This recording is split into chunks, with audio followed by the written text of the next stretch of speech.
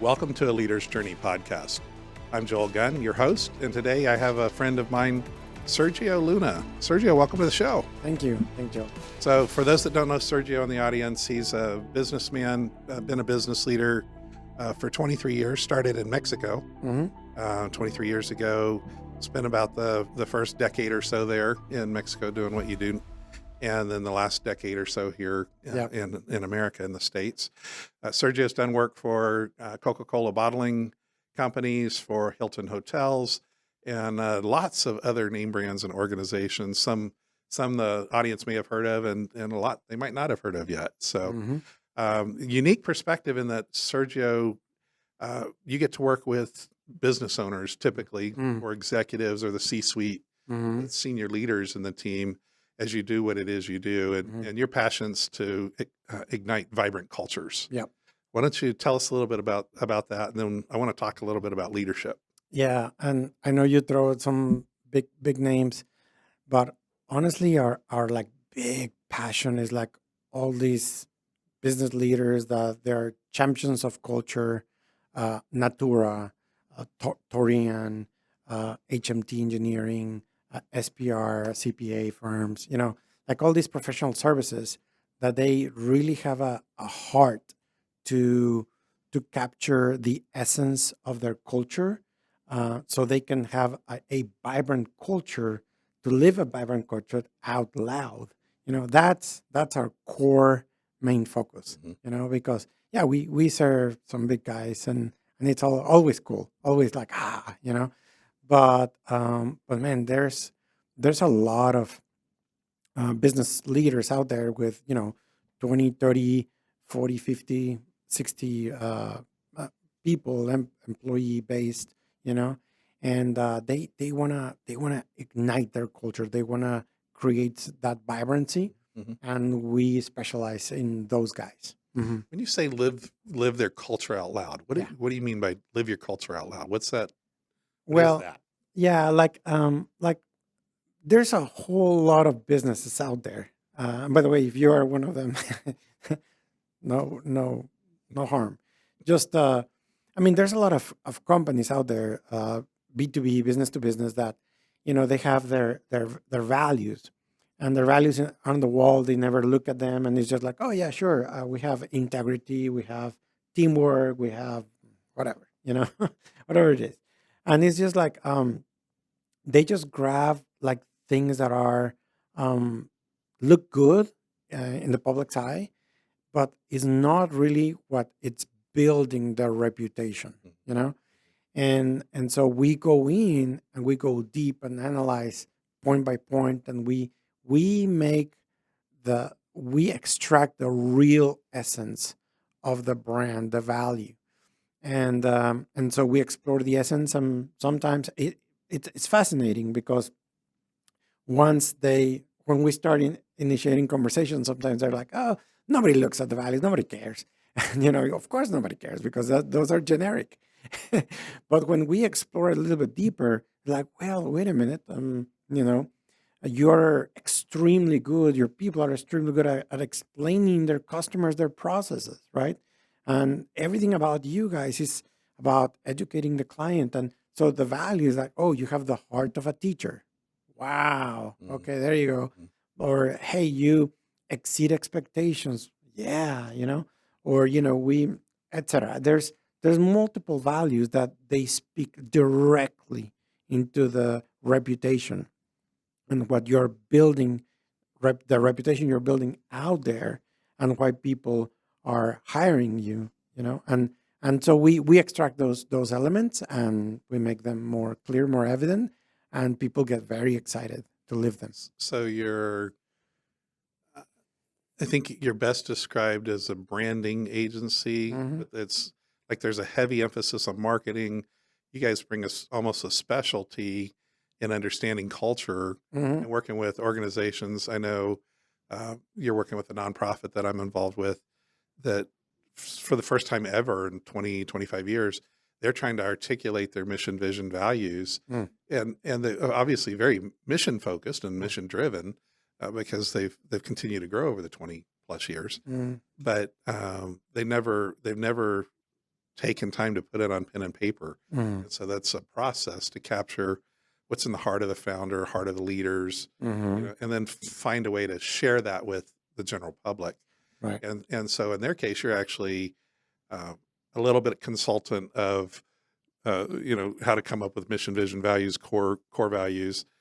You're a marketing expert. You're a branding expert. You're bringing more than just the classic Mm-hmm. one hat, kind of organization. So that's been kind of fun to get to experience that with you personally Thank you. in the last month or two, Thank you. going through that process. The first time I even met you was at a conference in Orlando Mm-hmm. years ago, and you were one of the speakers. That was very enlightening. But the second time I really remember hearing your name was one of my clients was saying you had helped them with their branding, including coming up with a new logo. And he was quite candid. He's like, I didn't think anybody could come up with a better logo for my company than what I had come up with. Mm-hmm.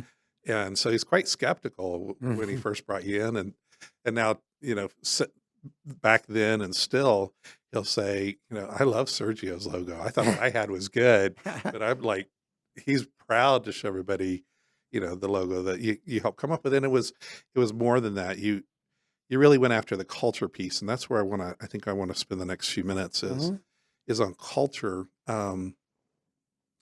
You say igniting vibrant cultures. Mm-hmm.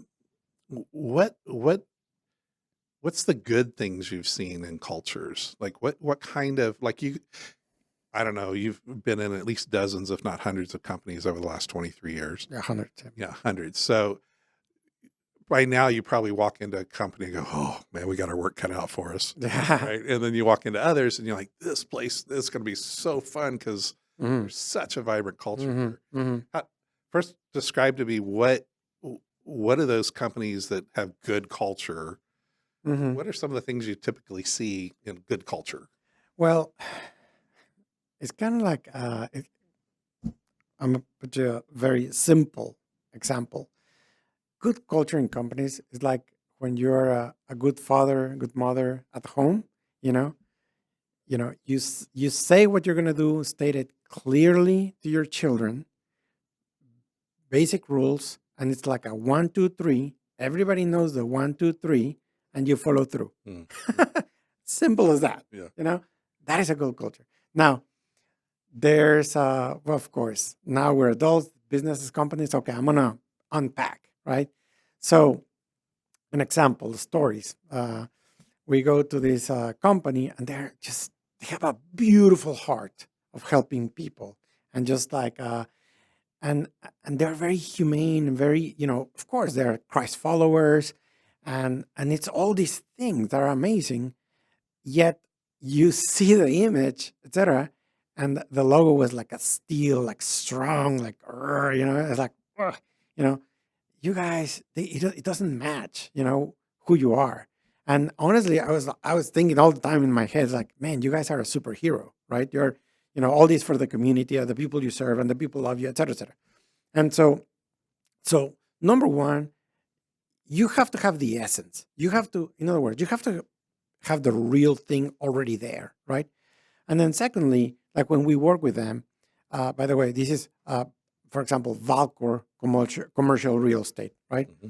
Man, their mission, faithful stewards, and that's their core, that's their why, And now you transfer it to their new logo, their identity, the V with a winged V, and it's like you feel elated, superhero, something like that, right? And those guys live it, and their values, grit, and all these values are real, and they live it on a daily basis. So it's like, wow, that's a beautiful culture, and I can tell you so many. I mean, arthritis relief centers, their vision, the way they see things into the future, they strive to making pain a thing of the past, one joint at a time. Wow, beautiful. Are they going to achieve it right now? I don't think so. I don't think they think so, but they fight for that, Mm-hmm. and that elates like a commitment Mm-hmm. for their customers, etc. Their mission, helping people live their life in motion. Mm, Wow, beautiful. And but they do it. mm, So the thing is that the the the caveat here is that some I have business owners that they tell me, "Hey, Sergio, just come and give us nice words. Come on, man. You have the words. Come on." No, no, no. It's not like that. mm, It's like we extract the real essence of who you are mm, as a company, serving, etc. And we put it out, put it in paper, the why, the mission, all these different things, the positioning, the unique differentiators, amongst your competitors, etc., etc. But you have to be first. Now, one thing is be first, like have the essence. mhm, Second work is okay, extracting those elements and then communicate those elements in the right format so you can keep on building upon these elements in your environments. That's why we have three main services: the word, which is the brand strategies; the symbol, the design elements, right, mhm, that come alive; mhm, and third is the place where people interact with the elements of your culture. mhm. Nice. Mhm. Do you do you see any common threads when you walk into a company and you're like, oh boy, their culture's in trouble? What do you normally see in those Oh, it's- companies? and it's kind of simple. Yes, of course. One, it's either lack of commitment from the founders. It's like I don't really care anymore. It's like do whatever. Just or the shift is like, hey, we just want to make money. We don't really care about people. Mm, Like red flag. It's like then it's like, oh well, you don't really need me because all we care is about people. mm, And so it's like I don't think we're a good match. mm, So that's usually when you have like a bad culture is either lack of interest, lack of love, care, etc. mhm. And the other thing is forget about the people. Putting people first is more about the gadget, the efficiency, the money, or whatever. Mhm. Do you generally walk away from those opportunities, or do you give it a little bit of a chance to see if? No, we walk away because our most valuable asset is time. We have very little time to no time. Mhm, That's number one. Number two, we strongly believe that our gifts and talents comes from God. mm, And there's a Bible verse that if you have the talent and the skills, you will serve kings mhm, and not obscure men. mhm. And so I'm very careful. I mean, not. I mean, they could be in a season. I'm not saying Sure. they're Yeah. obscure. Okay, Right. It's just for you for that moment. for us for that moment, I'm like, no, they're not in the season to be kings serving their people as a servant leaders. Mm, So you know what? It's going to be a bad match. mhm. And we have done. I mean, of course, we've done that. We've done. Oh, let's do it. Yeah, we You can do know, this. we can do this. In the end, it's like it goes horribly wrong. Doesn't work. The You're a passionate person. That's one of the things I admire about you. Mm. And does the looking at some of your most successful project, were those leaders all gregarious and passionate and vocal and out loud, or were they kind of all across the map in personality styles? All across the map. All across the map. I mean, you could be very quiet leader, but as a matter of fact, some very quiet leaders are extremely good leaders because they are very thoughtful leaders. They're conscious. They have deep awareness, Mm, and the, their actions are very strategic. mm, And so they're really good. Of course, you have charismatic leaders, which they already infuse the vibrancy with their charisma, mhm, but they say one of the things they often said is like, hey Sergio, man, I want this to have a separate life by itself, regardless of me. Mm. And that's why it's important to extract the essence of the culture Mm. so the culture can live with the key leaders in the company and not just by a single individual. Mm. Mm. Do you usually see once the leader says, "We want to engage with you, Sergio. We like what you can help us achieve." Do you ever find resistance in the followers? Do they, Yeah, or do they tend to like this idea of, "Hey, we're gonna there's next leap"? there's resistance, but there's resistance only, I don't know how to say, but like in the first small part, like when they don't know what's the deal, telling them like, I don't trust. Mhm. We've been doing many consultancies and it's just words and words and nothing happens, etc. And then once we start the process and we start getting them involved, because in the end, that's one of the reasons why this has been successful, is because we get the key leaders heavily involved, Mm. and often people cry because they feel heard Mm. or they feel like finally their dreams are coming true, etc. Mhm. Yeah. Mhm. So, I mean, we're called for great things, Mhm. and where you're participating to create these great environments, people get super excited. So the friction is just in the beginning sometimes, not all times. Do you find that most people are excited to share what it is they do or how they do it, or do you think there's some hesitancy, like, uh, I don't want to brag about myself, Sergio? Mm. You're putting me out here, like the superhero. You used that term Mhm, earlier, mhm, and we don't feel like we're a superhero company. yeah. You're like, but guys, I've seen hundreds of companies in this regard. Mhm, You're mhm, world class. mhm. Do you ever see people hesitant to, like, Sergio, you're making too big a deal out of what this thing we do? Yes, of course. Especially with Christian leaders, Mm. there's a like a false humility. Sometimes, not all the time. Mhm. Sometimes it's like, no, we need to be humble, and of course that's beautiful because, by the way, that's the way to beat Satan. Is he's the not humble guy, Yeah, you right. know. But like if it's okay to be humble, but it is okay to find the right the right position in your market, and say it out loud. Hmm. By the way, honestly, being very clear and transparent, when a company has a certain threshold of, I mean, a growth mindset, and they're already fast-paced growing, they don't have that problem Mm. because they know for a fact that they have to align and they have to tell the truth as it is. If they're the fastest, the better, the best, the specialist, you know, they have exposition, they will say it, Mm. and that is great because in the end, as we you and I have talked about, um, humbleness, it's more about obedience of what God, the purpose that God has intended for you and your company, Mhm. more than you know thinking of yourself less. Mm. No, it's other things. It's more about being obedient Mhm. to what God is telling you and asking you. Well, and you touched on this a second ago.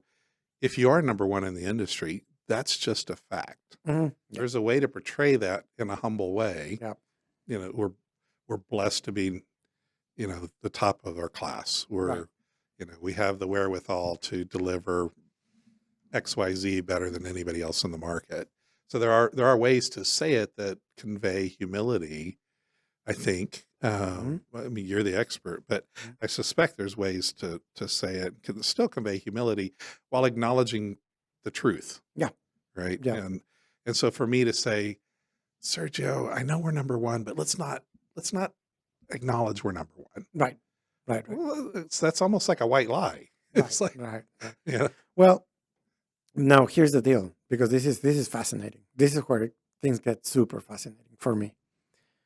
We say God will always bless your true identity. Mm. Nobody is gonna beat you and your company at your own game, at who you are in essence, you know? So don't think about, oh, you have to be, oh, we're the number one, the fastest, or the biggest. No, sometimes it's quirky little things, Mhm. that makes you so special, and people love you for that specialty, Mhm. Mhm. you know, and that is that is the essence of authenticity. Now, authenticity has a high vibration. Mhm. Okay, so that's where it starts rolling the vibrant cultures. Now, if you want to talk about it in the secular way, um, it's just like we love Michelangelo saying, "I saw the angel in the marble and carved until I set him free." Mhm. Mhm. So the beauty, the greatness, the excellence, it's already there. Mhm. God put it there. He made us excellence with excellence. So we just sometimes we just have to we just and people were like, wow, yes, this is me. This is the real me. I'm like, yeah, this is you. I mean, you guys are beautiful. You guys are great, and this is who you are. And this is you have all the elements to excel in your industry. Mhm. Mhm. I do like you calling out just a moment ago. You don't have to be number one to enjoy who you are. Correct. And as long as you're doing what you feel called to do, whether you're Christian or not, Mhm. if you feel like you're pursuing your greatest good, your Right. greatest gift, uh, there's a level of contentment with that. There's a Mhm. level of joy in that, um, knowing that I'm doing what it is I'm supposed to be doing. My reason for being on the planet. That is correct. And as Christian, um, we love the fact that I strongly believe Jesus Christ came to this world, and he didn't came to reach his full potential. No, he came and realized his full purpose Mm, for sure, mm, right? mm, And so I think that's the teaching. I think that's what he wants from us. It's like, hey, let's focus on your purpose, the purpose that God created you and your company and the company that you are stewarding.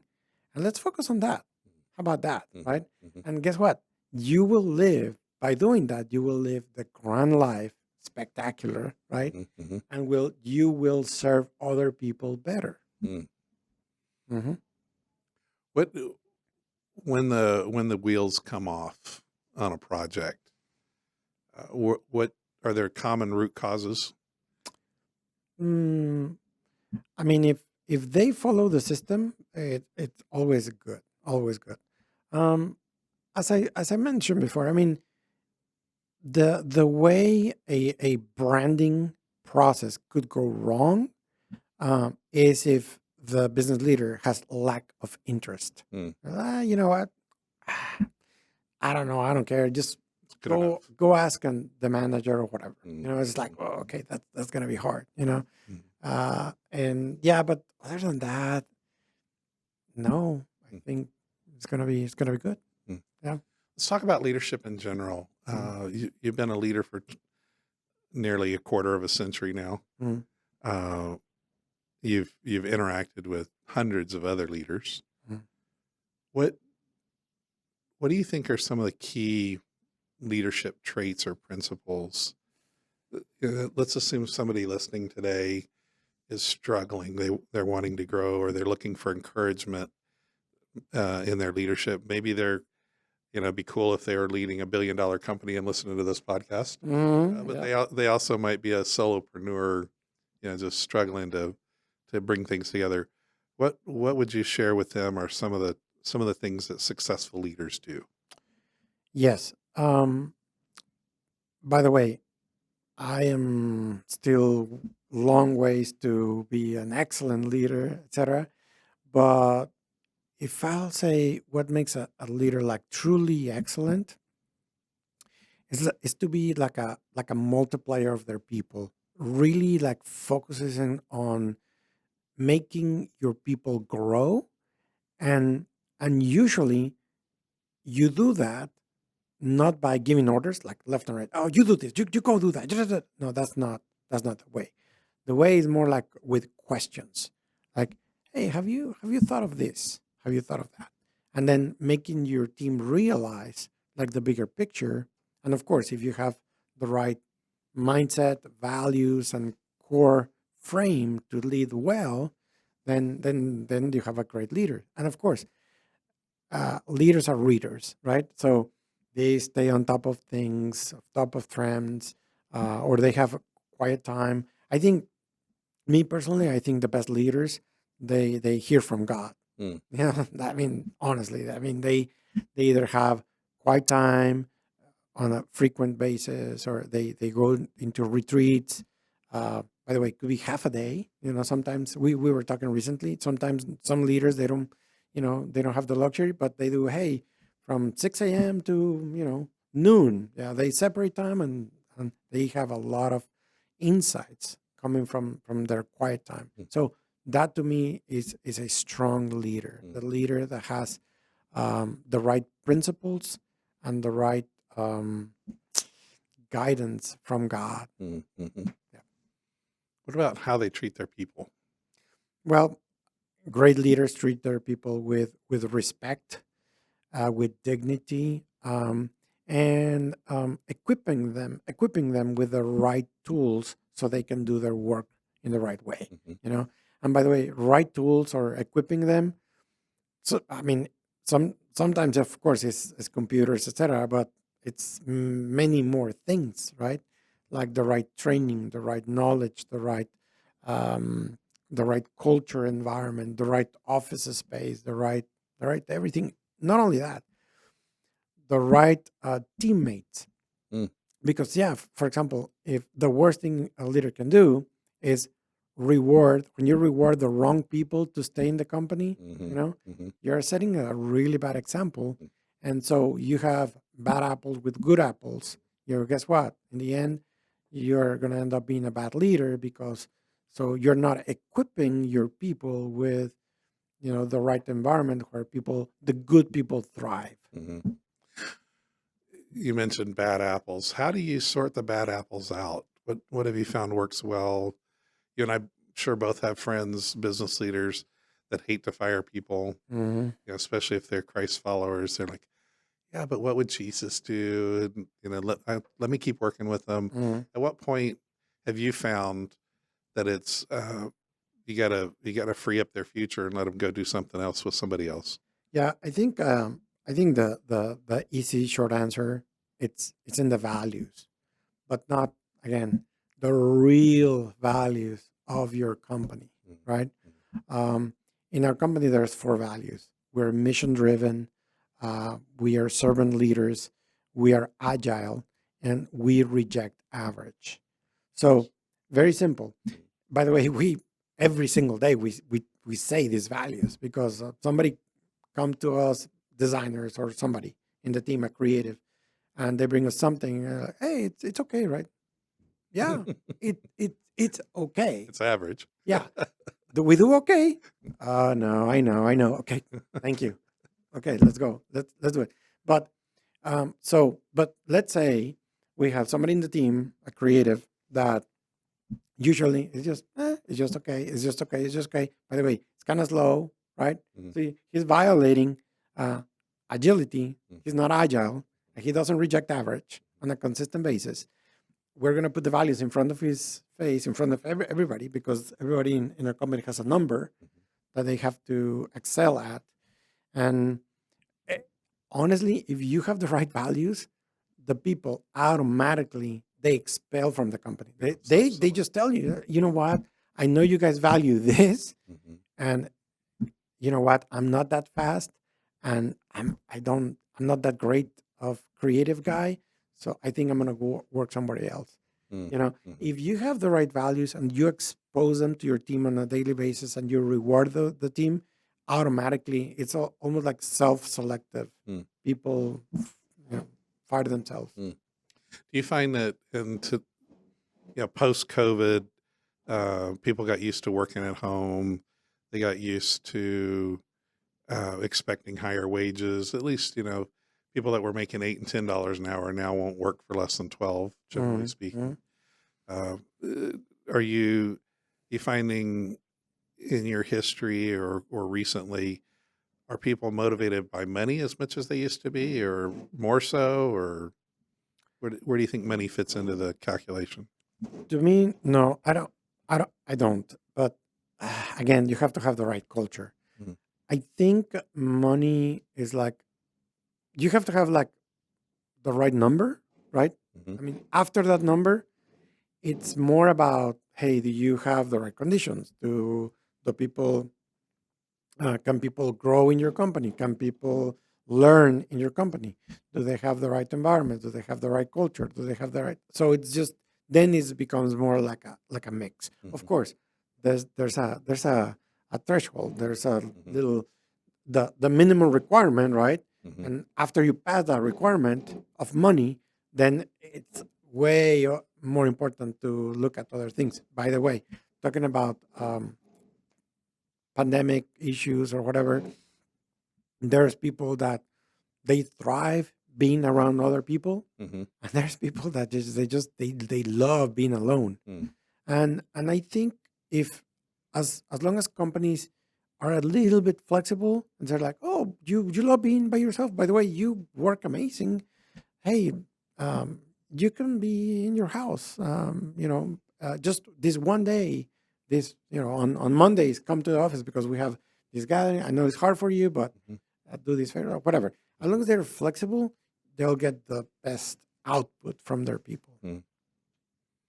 Are you doing that with some of your team? Say that again? Are you Yeah, doing that with some of your team? yeah, hmm yeah, And you've seen productivity stay high? yeah. Very high. We have people in different places, in different countries, in different and it worked great. I mean, it's Do you think that's because you have good measures in place and expectations, performance expectations, or definitions? that's part, Mm, but I think the other part is that the projects that we work on are super interesting, are very like engaging and always changing, mhm, right? mhm, And the people that work in our company are super professional, mhm, and so they have a level of professionalism that they're eager to work on project, to excel in those projects, to learn, and then next month they have a new project with very interesting and da, da, da. So as long as you have those, think about it. You have professional, gardeners or whatever, but you have to provide the right gardener for them to work on. mhm, If you're like, oh, you provide dry land, even though you can have great gardeners, right? They're like, this is all dry. mhm, There's nothing here, right? But if you keep providing the right elements, to struggle and to they grow, they have the right mindset and they enjoy it. mhm. Just before the show, you and I were talking about kind of where your heart and mind has been the last few days, and you said in your quiet time in your study, there was a verse that popped out at you. Mhm. I think it was in Romans. Yep. You still have that handy? Yeah. You want to read it out loud and talk to me about what you were taking away from that. This is kind of okay. I was reading first Ezekiel 34, and because it comes from Led you all the there. way down to. Yeah, led me all the way down to Mhm, here, Romans 15. And in Romans 15:1, it states, we who are strong leaders out there, right? We have an obligation to bear with the failings of the weak mhm, and not to please ourselves. And this caught me. This caught me by surprise, like like cold water, because many times as business leaders we focus on the flesh, we focus on the worldly metrics, and that's all it counts, and the accolades and the things, right? But for me this one is like, hey, hold on. Yeah, I mean, God is giving you all these gifts, make you strong, and how are you? I want you to bear with the the weak people Mm, out mm, there, and just support them and carry them through. And by the way, uh, strong people, stay in the spirit. That's mm, what it, mm, it, it mhm, told me, be in the spirit. mm, That way you can lead well, you mhm, know? And I'm like, wow. Because many times, what does the world tells you? The world tells you, oh no, the weak, just tossing them in the trash. It's like, mhm, mhm, oh, no, don't tolerate, weaknesses. Don't tolerate da da da da. Well, wait a minute. Just bear in mind, because as a strong leaders or strong people, individuals, strong mindset, mhm. right? Um, that reminds me of David Goggins. Okay, we have an obligation to lead well others with patience, with love, with caring, with understanding. Anyhow, that was my The when you say others, are you talking customers, employees, suppliers, all of the well. above? No, a good leader leads all around, all across. They lead family members, neighbors, communities, within the church, within their companies, within, of course, their employees, other people, but hey, other stakeholders, other vendors, etc. People look up to you, and if you are strong person and you have the right mindset, you have an obligation, right, for to lead well and not look for just for pleasure Mm, or fleshly mhm. desires. Yeah. On that vein, the verse closes with "Do not please yourselves." Or Mm-hmm. I would assume a more modern translation would be don't live just to please yourselves. Yep. Take care of others. Mm-hmm. And we know that from other verses. Where does where where do leaders tend to elevate their own self-interest? Well, Obviously it's in the cash. Are we making enough revenue? well, But there's yeah. other traps, I'm sure. Oh yeah, yeah, everywhere. But like, it's just I feel the world in general. Even for example, we are in an organization, even in C12, Hmm. right? C12, godly leader, good leader, Christ followers. We're sitting down, and sometimes it's just like, hey, how much revenue you got? Oh, okay. Are you making it? It's just, and it's just like, okay, yeah, it's the vanity number is good. Um, but yeah, as leaders, sometimes it's like, hey, what about the spiritual aspect? What about the Bima mindset? What about the eternal impact on and of course, thankfully, I mean, C12 reminds us of that, but just a regular cadence of business owners, founders, leaders, just, we look at what the world looks, right? Hmm. The efficiency, the accolades, the rewards, I'm the best. Hmm. I sell this much. I have that. Da da da da. And one of the things that for example, that I'm very careful. My own thermometer for me personally, Hmm. it's yeah. I mean, I see many clients and hey, you want to have lunch with me? Of course, that's great, right? But my real thermometer is my kids, my wife, if they want to be with me. Mm. I tell my kids, hey, want to hang out with daddy? Father, daughter, getaway, nice dinner with my little girl or my boy or whatever. Mm. Yes, daddy, I want to be with you. Let's go. They hug me. They give me. That is my thermometer. Mm. I need to remain the hero for those guys, Mm. that nobody else is seeing, Mm. like that. I think that's our number one ministry Mm. is our families, our wives, our spouses, and many leaders. We forget. We're like, oh no, I'm doing this for the church. I'm doing this for the whatever community. It's like, God is like, how's your wife? Mm. Oh, my wife. It's like, or oh, my kid, the one that doesn't speak to me. Oh, yeah, no. So let's fix our families. Let's be the leader in our first circle, Mhm. and that creates ripple effects. Let's say somebody heard what you just said out loud. Mm. and it caught their attention. They're like, I'm not that guy. Where do they start to move in the right direction, become the better husband or become the better dad? You know, I think everything flows from the heart, right? And I think having the right priorities in the right way. So, how's your relationship with God? Number one, you have to have a good relationship with God, right? Number two is your relationship, you're prioritizing your spouse, right? Then your kids, after your spouse, yeah? And then you keep on going like that. Yeah, family members, business, etc. But if you have the things in the right order, the right priority, things are going to be excellent for you. Some people, even great people, they have, God first, yes, but then it's like their children and then their spouse. There's going to be problems there. Mm. Or, you know, business and then God and then, well, more problems. But it is all a set of priorities Mm.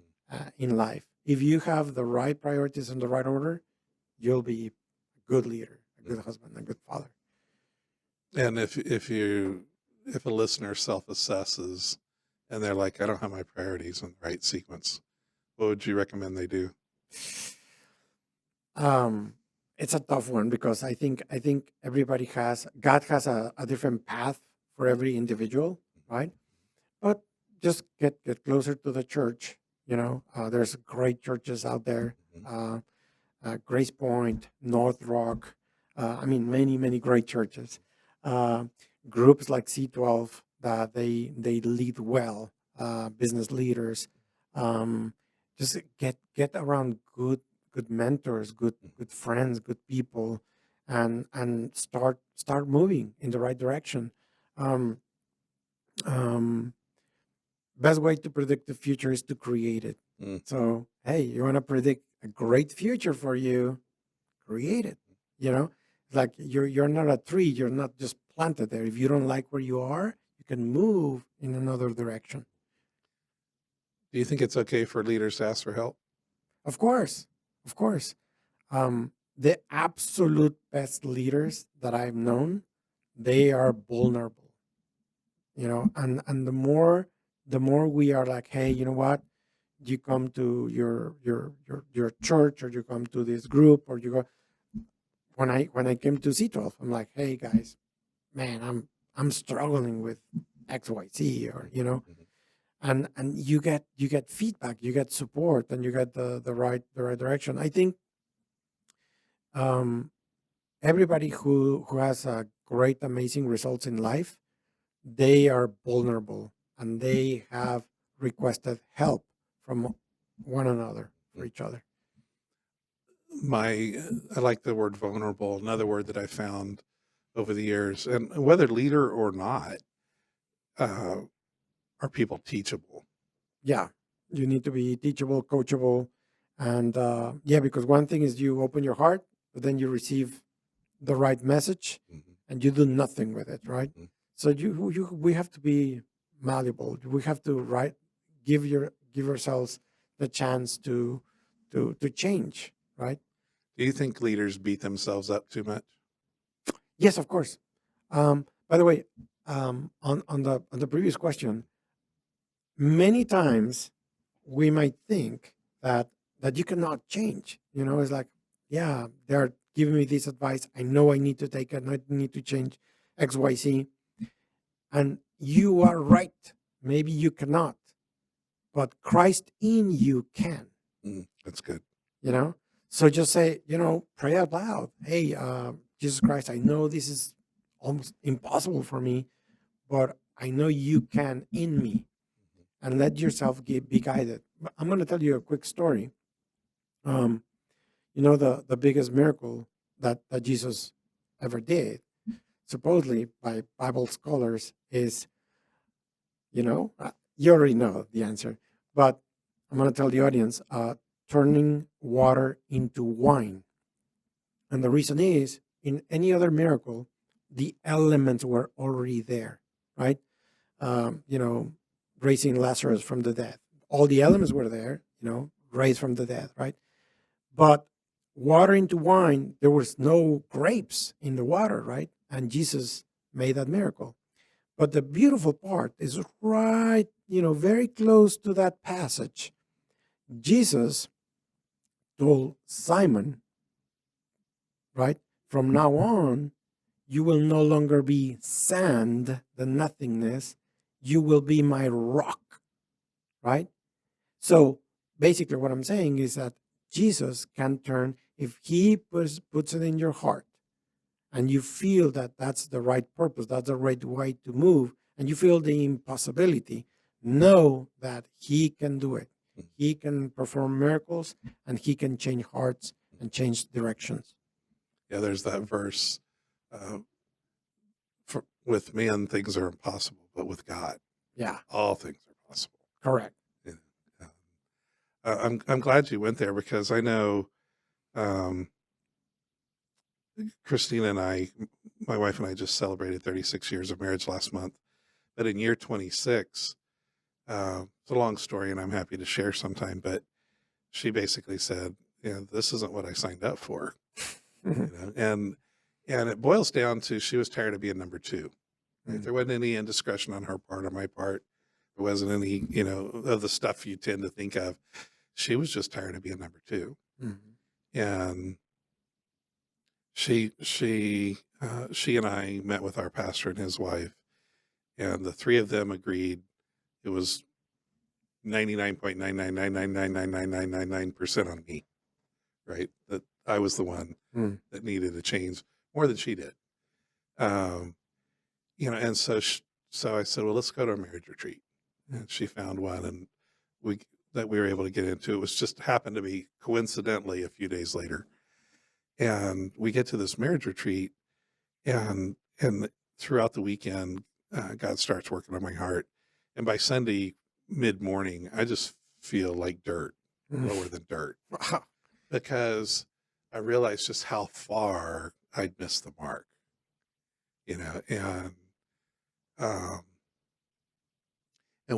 where I felt even more like an idiot was here I was, education's been a high priority in my life. I've got 3 degrees in different topics. At one point in my corporate life, they were investing 200 hours a year training, training me in leadership and problem solving and team building and all kinds of stuff.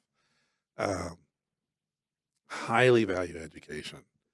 And yet I'd never, other than reading a couple of books when we were getting married, 26 years earlier, really had never invested in our marriage or training or understanding or, and so I told her, I was like, I just feel like an idiot knowing the value of education.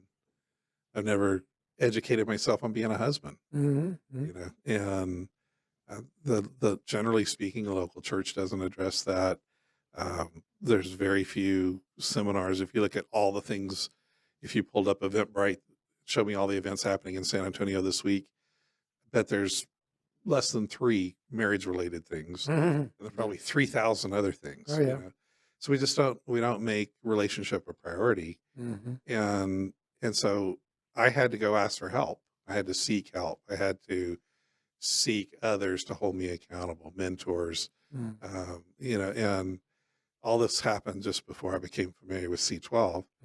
And so it was still fresh some months or years later when I joined the C12 circles, and was a great place for me to explore what it was to be a better leader in my home, a better husband, a better father. And so it was not only things that were already happening in my own heart, but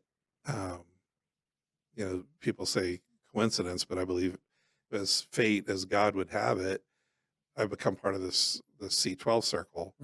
That's a high priority. It's not just about hitting the business numbers, doubling the business, tripling the business, doubling, tripling profits, but the true success is found in relationships. Your relationship with God, your relationship with your spouse, your relationship with your kids, your relationship with your team, at the office. Mhm. And so I know what you shared is true because I experienced it myself. You Mhm. experienced it Yep. in a big way. I know a little bit of your story.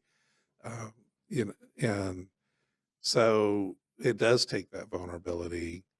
And I really I'm glad you shared what you said a moment ago. You've never met a really successful leader Never. Mm. that wasn't vulnerable to some degree. Correct. Um, Sergio, we're close to time here. What Mm. do you have any final thoughts? Something you wanted to share that I forgot to ask or that we didn't get to?